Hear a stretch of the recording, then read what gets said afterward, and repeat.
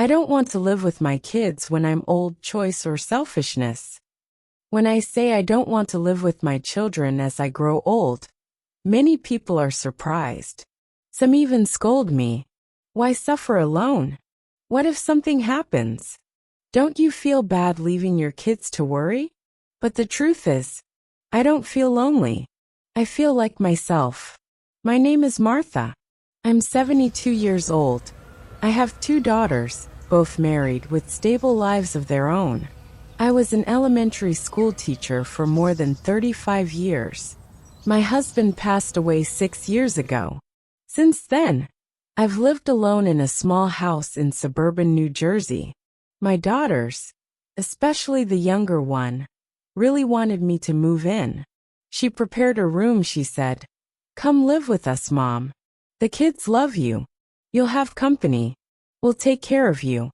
I worry when you're alone." I know her concern comes from love, and I love her deeply for it. But I still said no. I wasn't rejecting their love, only the kind of life that didn't feel right for me. People often think an old person living alone must be helpless or sad. But I don't feel that way. I cook for myself. I go grocery shopping. I take my medicine on time. Every morning, I walk around the park. In the evening, I water my plants, read books, and listen to music. Sometimes, I video call my grandkids and tell them fairy tales through the phone screen. They giggle and ask, "Grandma, why don't you come live with us?" I tell them, because Grandma still needs to care for her little garden, her old radio, and a few half-finished scarves. There was a time I thought I might change my mind as I got older. But then I realized, right now when everything feels peaceful, is when I most need to protect my space. Once, I tried staying with my daughter for a few weeks after I caught the flu. She took me in and cared for me. Her baby was teething and cried through the night. Her husband worked late hours. I lay in the guest room, listening to the sounds of a young family. Children, dishes, work, talk. It all felt familiar, but I no longer belonged in that rhythm. I felt like a guest. I helped with dishes, babysat, did small chores. But deep down I felt uneasy. Though my daughter never said it, my presence, my meals, my sleep schedule, even my bathroom routines, changed the flow of their home. I had once been a mother. I knew the stress of raising kids. I didn't want to be another weight, visible or invisible. So after 2 weeks, I asked to return home. My daughter was sad. She was afraid I'd be sad, lonely, or fall ill without anyone knowing. But I told her, "Don't be afraid. I know my limits. If I need help, I'll speak up. But right now I want to live on my own terms. I don't live alone because I dislike my family.